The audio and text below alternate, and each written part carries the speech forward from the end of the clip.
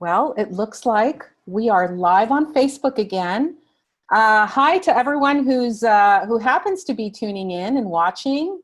This is Carolina with the Nonprofit Partnership, and we're here bringing you another interview in our series called Our Stories, Our Time. These are our interviews centered around how the COVID-19 pandemic is impacting the work of local nonprofits, their programs, and their services.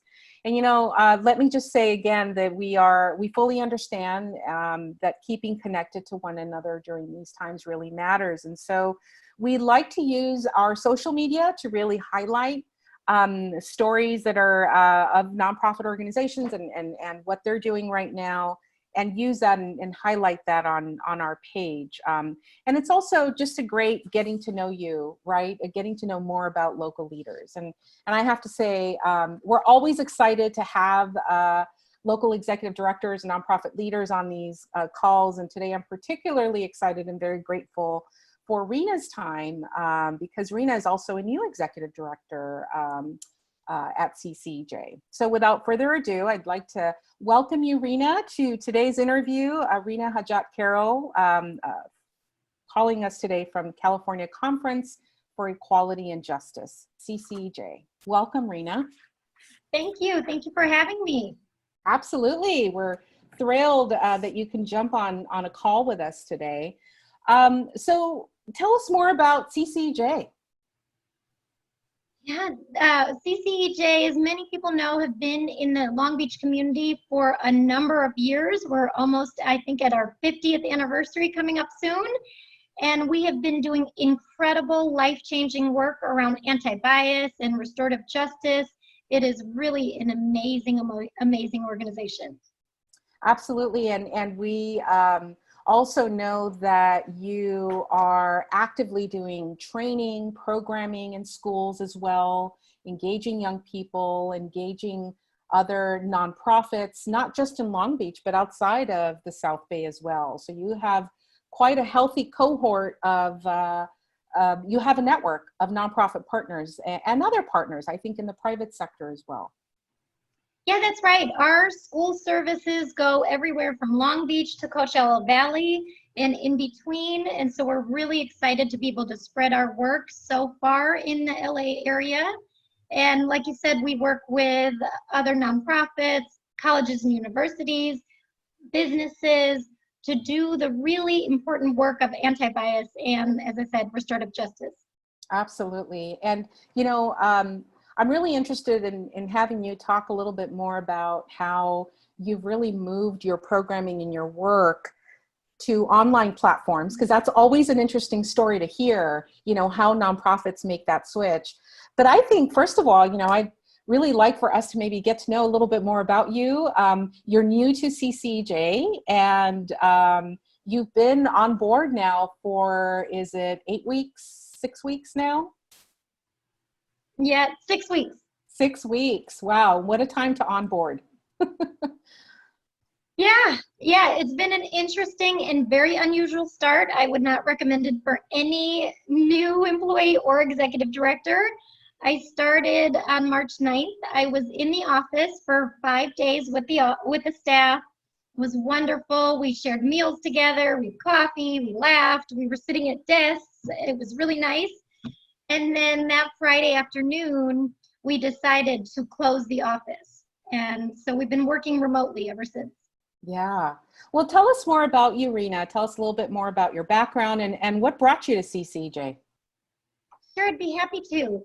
So I'm originally from Chicago and moved to LA to go to college. I went to Occidental College in Eagle Rock a number of years ago and loved LA and stayed after college and worked in the youth services field in Highland Park and Eagle Rock. And then was kind of in that stage of my life where I wasn't really sure what to do. So I decided to go back to school. I went to graduate school to get my master's in social work from Washington University in St. Louis. So I moved from LA to St. Louis and had no intention to stay in St. Louis.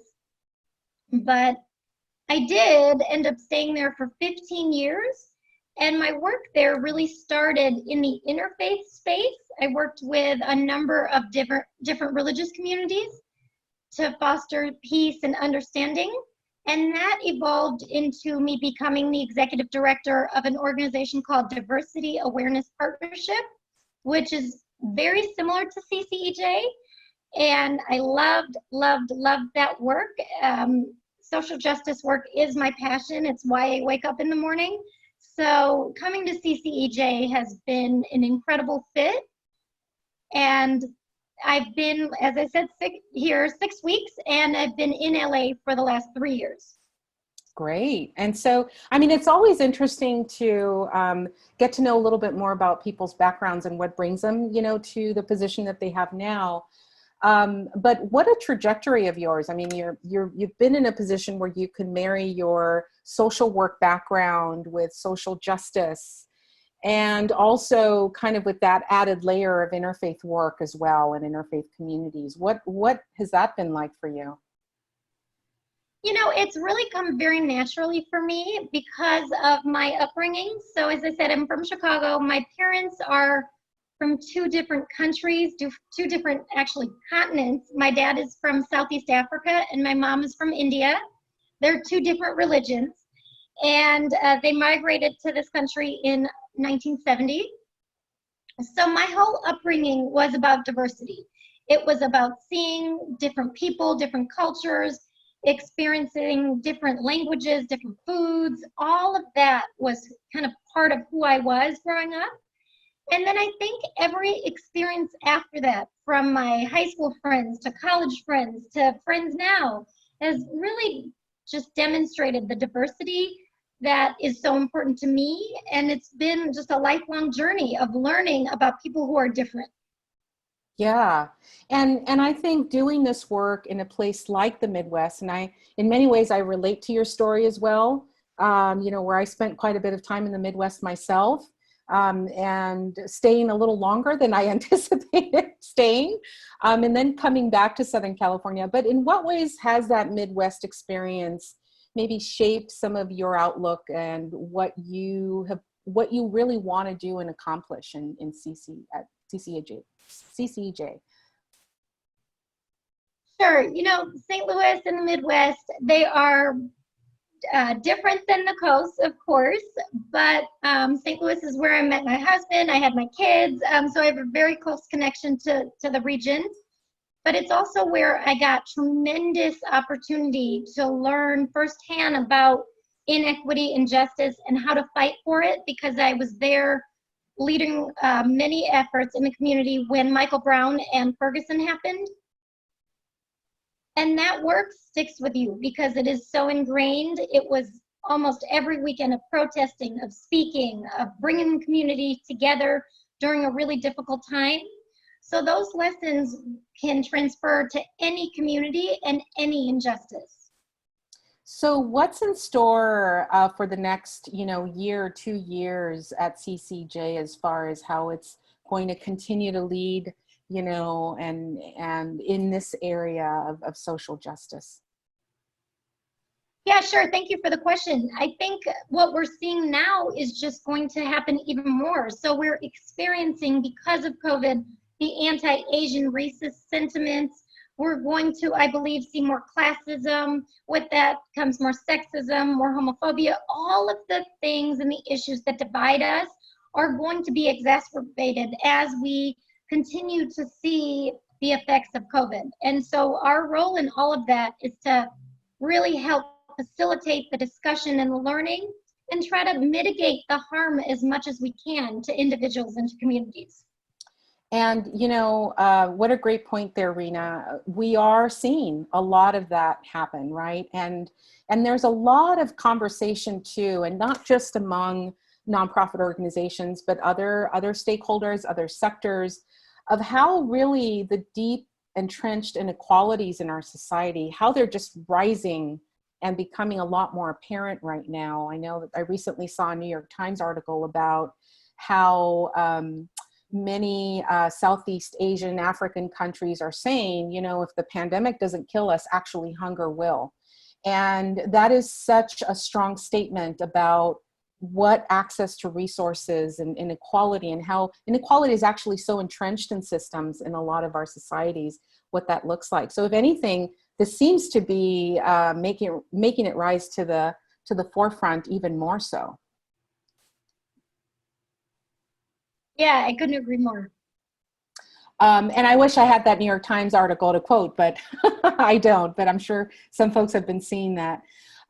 So what has changed at CCEJ since the pandemic broke out? So for the organization, I of course changed, right? So as the new ED, it has been incredible working with my staff. CCEJ staff is amazing. They have all been working from home for the last 6 weeks, and in a very short amount of time, they pivoted all of our programming to an online format. It's amazing. So we are really busy on Zoom. We are holding restorative justice convenings. We have an anti-bias session next week. We have a number of other sessions and ways to engage young people and adults in this conversation of anti-bias and justice work. And how are young people reacting to this change in platform? You know, I think a lot of people are thinking, well, you know, they're probably embracing it pretty well, but what is the experience been so far? Sure. So our staff sort of reports that it's mixed. I mean, certainly from the technology side, there are all different methods. There's computers and phones, FaceTime, Zoom, everything is sort of being utilized. But there are challenges around the isolation, especially for some of our young people that are experiencing trauma or have experienced trauma around gender identity and sexual orientation.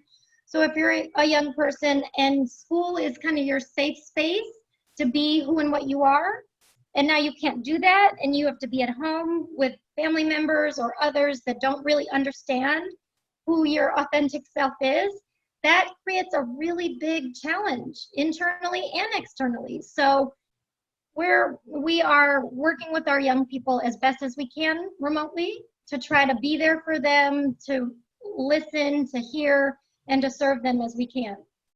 Now, in light of that, and perhaps other dynamics, have you found that your group facilitators are needing a little bit more support, a little bit more training perhaps, because they're now taking this format that they've done in person for a very long time and trying to move it online now? So can you share what some of that has looked like? Yeah, sure. And I'll just go back to it is that our staff is so great and they're agile, right? Their agility in all of this has been amazing.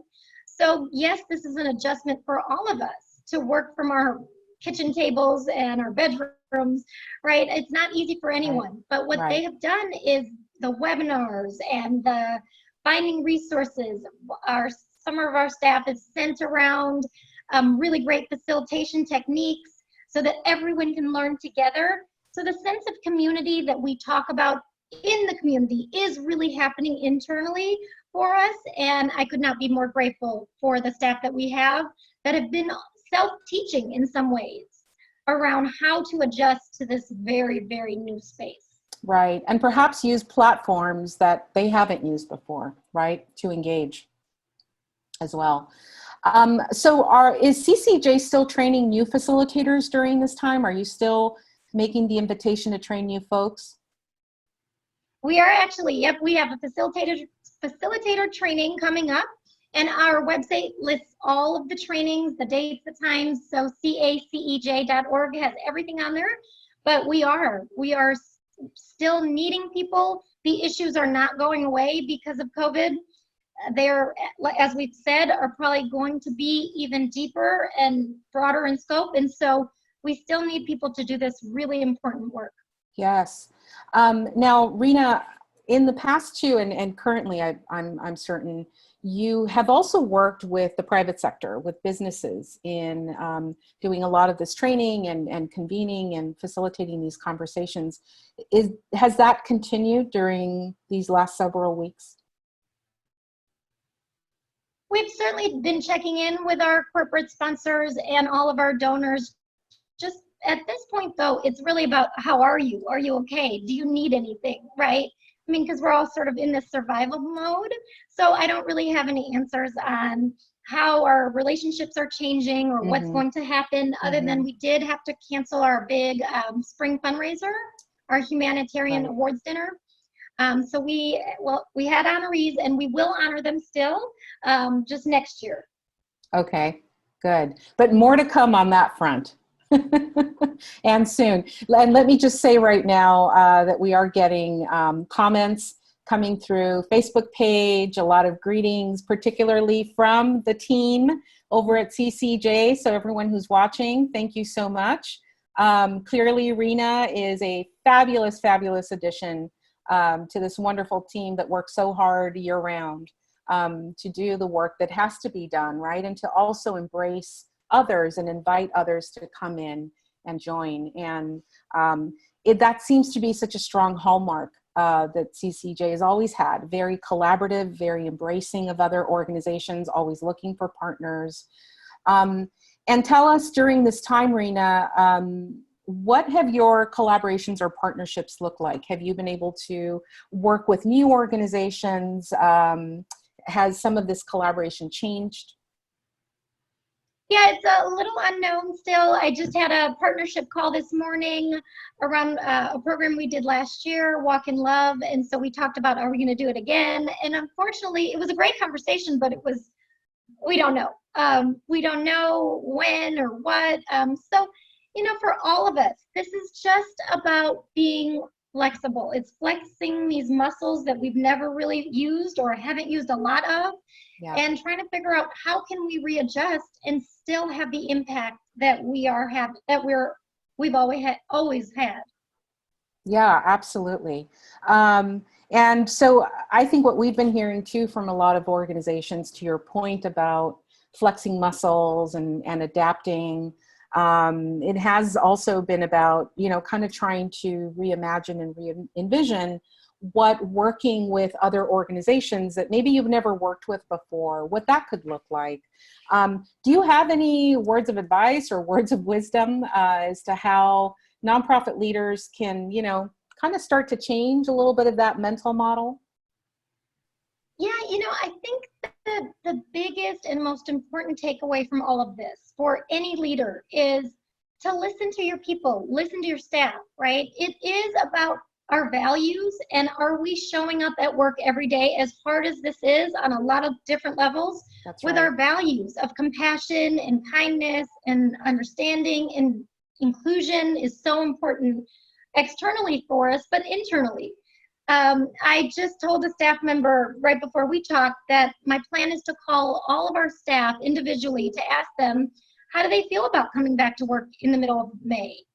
What would that look like for them? What do they need to feel safe? What do they want to do in terms of working from home, right? Asking these questions and gathering the data and making a decision that's based in inclusivity and compassion for our staffs. It's so important right now because the fact of the matter is that all nonprofits are not working from home. All nonprofit leaders are not making decisions that include their staff. And it's unfortunate. So I would say as leaders, we owe it to the people that do the really hard work every day to just listen to them and just check in and see how are they? What do they need? What do they want? And I think in the end, if we take that approach, we will see our teams will be stronger. They will be stronger. They will be more productive. They will be kinder. Their mental health will be healthier. It will be better. So that's kind of where I'm at right now. Yeah, no, and thank you for that. And that's very valuable. And it's good to remember that these are actually the times that I think organizational values can really kind of rise to the forefront. But in a time of fear, and I think a lot of unknowns, it does make it kind of easy to go back to a little bit as business as usual, right? Or not really want to experiment with different approaches, whether that means altering your ways of communication or not. But really, by and large, what we're seeing is organizations are right there. They are really pivoting, adapting, being very, very flexible to the response, not just externally with clients and families and young people you serve, but internally with teams. And I think that's what we're hearing you say. So thank you. Thank you for being a strong advocate for that as well.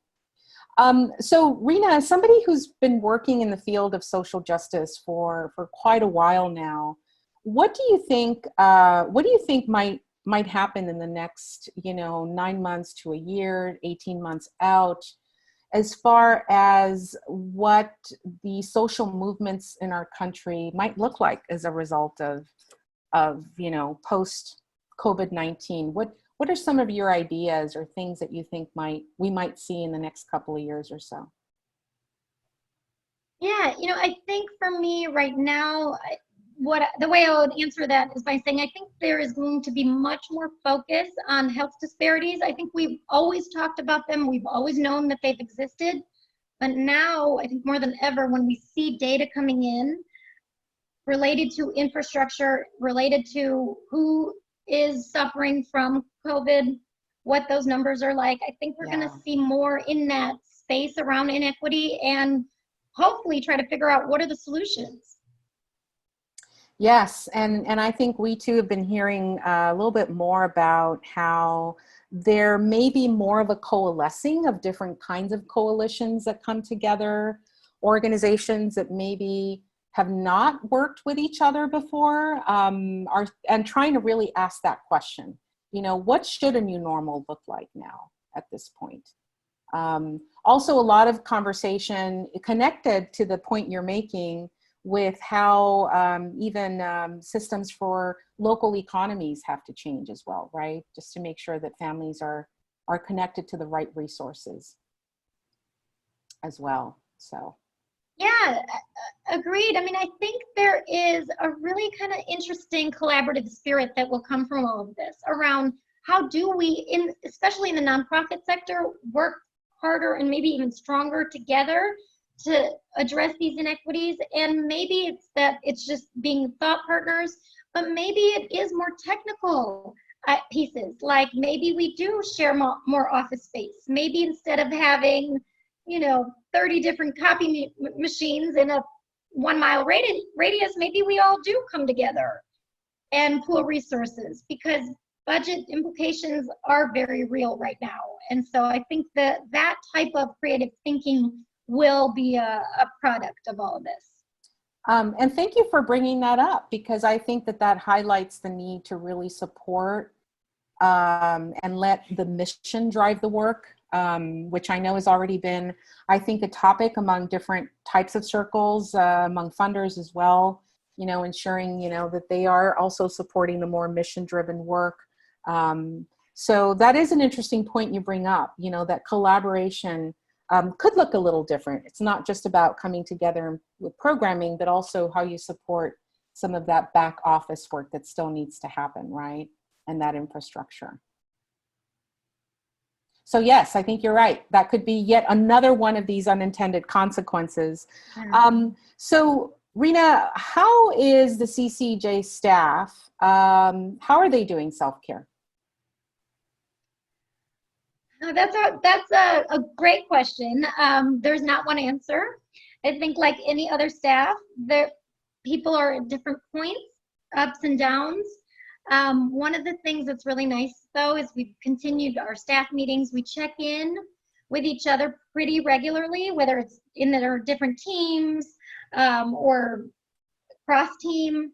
I started when we first were working remotely. I started just a really silly lunch break, brain teaser, trivia every day. I would send out something that just said, take a break, and everybody would respond to a brain teaser or, like I said, a game or a trivia online. And it was really cute and sweet, because then people started responding with what they were eating for lunch, because lunchtime is something in any office you kind of do together, or at least right? You talk about what you're eating, and it's a nice connection point. So we were able to continue that a little bit. I've now, as things have gotten busier, I've been inconsistent with my lunch break trivias, and I'm feeling guilty. I didn't do it today, for example. But my hope is that the staff knows that the spirit is still alive about taking breaks. Just because we're at home doesn't mean that we're not to take breaks and connect and be silly and be social just as we do in the office. That's right. So in addition to, you know, always looking for the latest in for these lunch break trivias, how do you do self-care, Reena?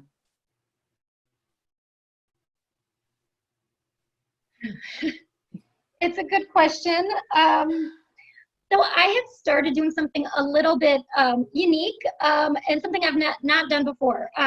So in the evening, when I watch the news, which I've actually stopped doing so consistently, but most nights I will watch the news, and instead of having a glass of wine or my usual mango vodka drink, I've been doing something weird. I am drinking hot chocolate milk, warm chocolate milk every night, and while watching the news. I don't know if it's just psychologically, it makes me feel like a kid again, and then I can take all the heaviness of the news.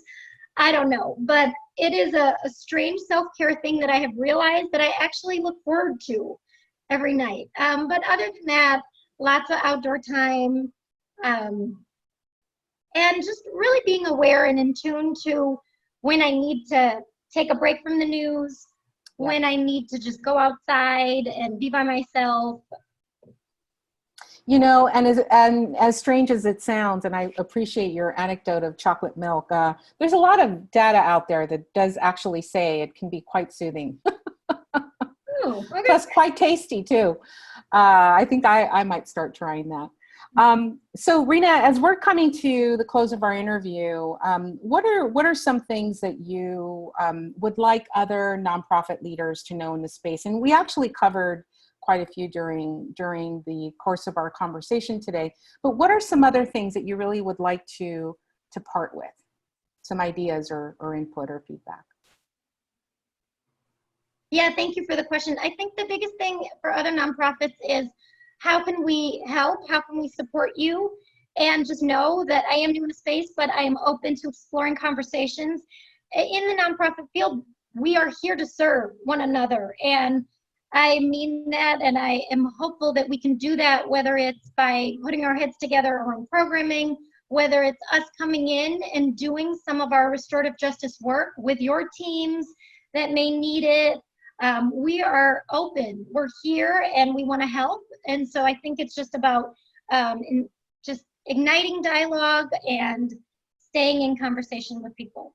Well, and thank you for that. Thank you for mentioning that, because I think there's still quite a few folks that haven't met you yet. And so in order to get in touch with you, or maybe to schedule some time with you in the future, what do you suggest is the best way to get a hold of you?